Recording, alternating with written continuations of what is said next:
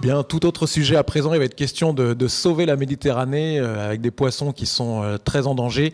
Donc pour nous en parler, Philippe L'Enfant, vous êtes enseignant, chercheur à l'université de Perpignan, et Gilles Saragoni, ingénieur au CNRS, au Centre de formation et de recherche sur les environnements méditerranéens, c'est aussi à l'université de Perpignan, via Domitia. Et donc vous développez un programme européen intitulé Sublimo qui consiste à préserver les écosystèmes marins de Méditerranée.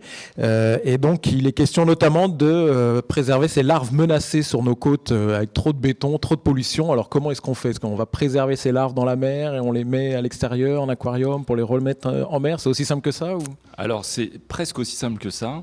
Bon, déjà, il faut savoir que c'est un projet qui est à l'échelle de la Méditerranée, parce qu'on travaille aussi avec nos collègues corses à l'université de Corte à Bastia, et avec une société montpelliéraine, une PME qui nous a donné le matériel pour pouvoir attraper ces larves.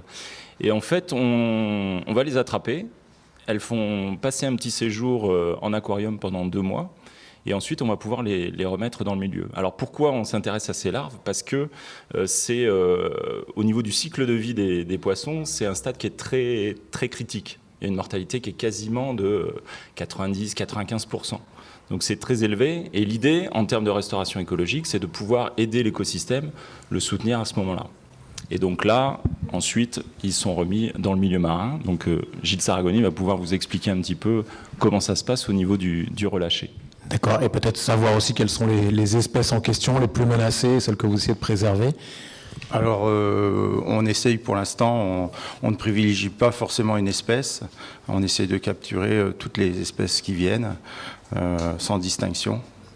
Et donc les espèces, elles vont être, toutes les juvéniles vont être grossies en bassin pendant à peu près 3 mois.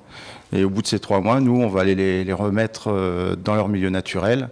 Alors bien sûr, elles n'ont pas encore connu le milieu naturel, donc il peut y avoir une mortalité importante due à la prédation, puisque ces juvéniles n'ont pas encore vu de prédateurs. Donc on fait bien attention lorsqu'on les immerge.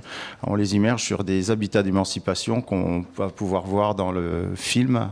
Des habitats d'émancipation dans lesquels ils vont pouvoir avoir à la fois un refuge et à la fois se nourrir. Et ces juvéniles, on va les voyez comme on voit sur le film, on va pouvoir les suivre pendant 15 jours à 3 semaines.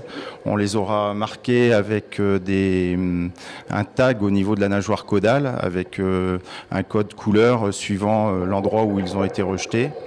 Et notre travail consiste après à retourner sur place, les suivre dans les habitats d'émancipation, et pour pouvoir évaluer le succès du repeuplement, après on va essayer d'aller les retrouver dans leur milieu naturel. Ils vont quitter ces habitats d'émancipation et aller coloniser un enrochement naturel ou voire un enrochement aussi artificiel.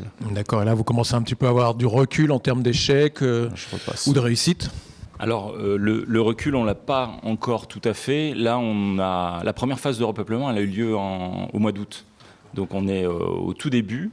Par contre, on voit que les espèces arrivent quand même à se maintenir.